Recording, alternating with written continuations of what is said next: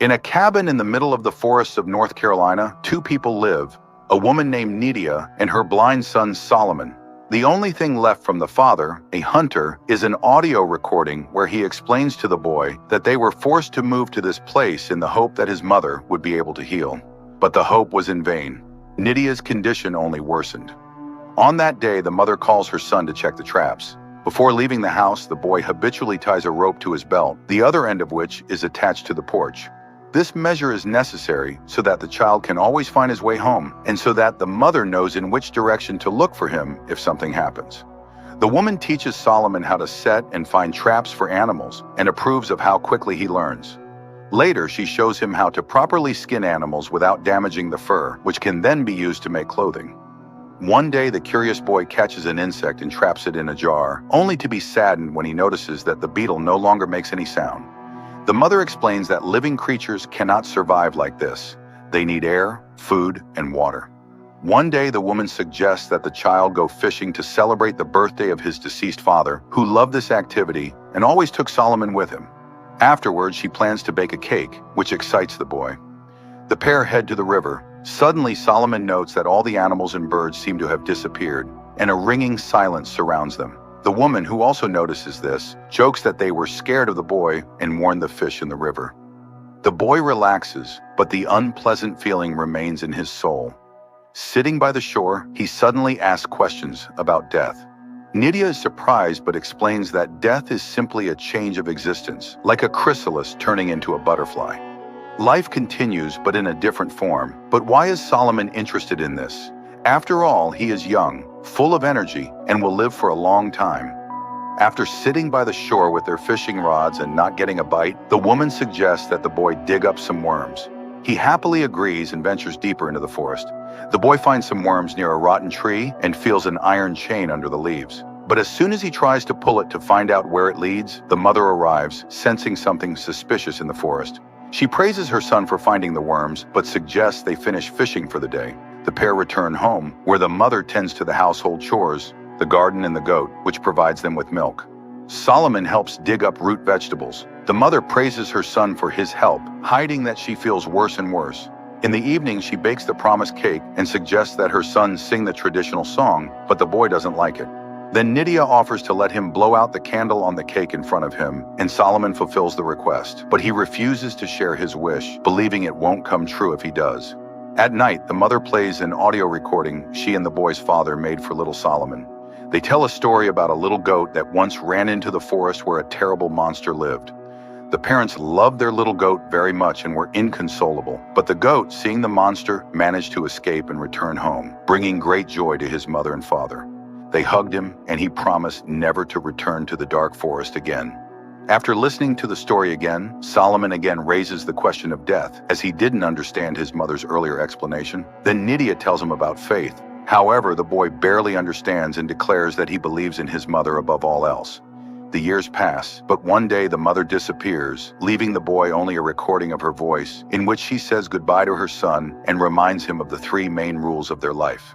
He must always share with the forest everything he gets from it, half for him, half for the forest.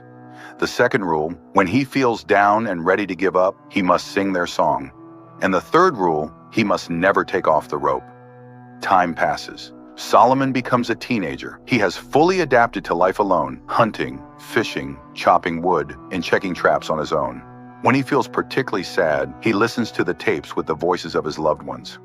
One day while eating near the house, the boy hears a strange sound from the thicket. Putting down his plate, he rushes into the forest but finds nothing unusual, though he senses someone's presence nearby. Before bed, he listens to his mother's voice recording again. However, he cannot sleep. The boy gets up and leaves the house. Then he hears the plaintive bleating of his goat and runs towards the sound until the rope reaches its limit. At the very edge of the rope's reach, he manages to feel the goat's body in the grass. But at that moment, something unknown grabs the animal and drags it into the depths of the forest. Feeling his hands, the boy realizes they are covered in blood and tries to wipe it off. Morning comes.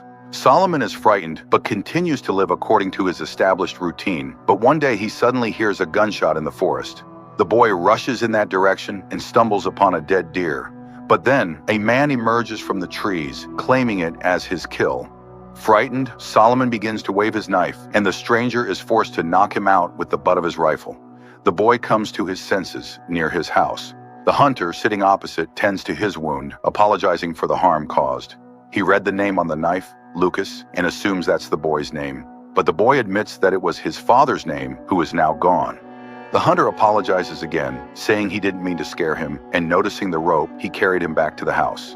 Hank, the man's name, asks the young man why he lives alone and where his parents are, as the boy looks very young. But Solomon doesn't answer. The day is already ending, so the hunter asks for permission to spend the night in the house. In return, he offers some painkillers. When the boy refuses, as he doesn't know what pills are, Hank promises to cook a hot meal from the deer, and Solomon agrees. Hank examines the house from the inside and realizes that the young man has never left its boundaries and therefore simply doesn't know about the outside world. Meanwhile, the boy listens to his mother's last message, huddled in the corner of his room, feeling uncomfortable in the presence of a stranger. Hank finds homemade books that Solomon's mother made for him and feels sorry for the boy. He behaves kindly and generously offers the young man the soup he prepared. He again offers to help the boy, saying he can guide him to people and help him settle into the big world. But Solomon refuses, which Hank attributes to his deep love for home, lamenting that he himself doesn't have one. He again asks about the parents, saying the boy looks a lot like the woman in the photo. Perhaps that is his mother? After dinner, they go to bed, though Solomon doesn't part with his knife. But realizing that Hank poses no threat, he finally lies down. However, in the middle of the night, both are awakened by a loud and terrifying sound, similar to the roar of an unknown animal. Hank, armed with a flashlight and rifle, goes outside to check what's happening. It's quiet around the house, and the man heads into the forest. Soon he finds blood traces at the base of a tree and realizes that some animal has died there. On the tree itself, there are bloody marks, and the bark is scraped off. Stopping, Hank surveys the area through his scope and notices something suspicious in the bushes. He fires, but the creature leaps from behind the tree with a terrifying roar and charges at him. Realizing he missed, the hunter runs. Reaching the house, he sees Solomon in some sort of trance. The boy just sways from side to side, humming a tune to himself, and doesn't respond to the man's questions. Hank, getting no answers, leaves him alone. After all, he believes he scared off the beast, and now they are safe. The man promises to get the boy out of the forest so he can live a normal life, unafraid of any monster. In the morning, Hank finds Solomon in the shed. He offers to repair it since all the necessary materials are there, except for the chain. Solomon recalls finding a chain in the forest as a child and takes Hank to the spot. The man marvels at how the boy navigates using the rope. The boy explains that it's the only way to survive. Soon they find the place. Hank, noticing the chain, grabs it and starts pulling, but realizing it's tied to something, he follows it and finds some kind of burrow. Nearby lie metal shears, which surprises Hank. However, he cuts off a piece of the chain and returns with it to the house. While the man works on the repairs, Solomon asks for a piece of venison, and after receiving permission, throws it into the bushes. To the hunter's surprise, the boy explains that it's a rule. Everything taken from the forest must be shared with it, as his parents taught him. The hunter believes this practice explains the appearance of the beast they heard at night. He suggests they set a trap for the monster to ensure the boy's safety. He also extends the rope, giving the young man the ability to explore new areas. Soon they both head in the direction where Hank saw the unknown beast. Cautiously moving between the trees, they reach the edge of the previously marked area. Suddenly, something unknown grabs the rope and starts pulling Solomon. The terrified hunter chases after the boy, and catching up with the abandoned Solomon, immediately leads him back to the house. Hank tries to calm the young man, assuring him that the beast won't enter the house, and they will definitely catch it in the traps they set. He also found his mother's diary and offers to read it to Solomon. The boy listens intently, a thoughtful smile appearing as he hears the lines filled with love and tenderness directed at him. But suddenly, Hank stops reading mid-sentence, having read something terrifying. Not wanting to scare the boy, he assures him it's already late and they should go to sleep. As always, Solomon listens to his mother's recording before bed and then goes to sleep. Meanwhile, Hank, making sure the boy is asleep, leaves the house and heads to the place where they found the chain. He approaches the burrow, sees a pile of gnawed bones in front of it, and realizes that this is the lair of the beast. Meanwhile, Solomon wakes up and begins to search for his new friend, and Hank, with his rifle ready, approaches the burrow and suddenly sees a notebook similar to the one in Solomon's house.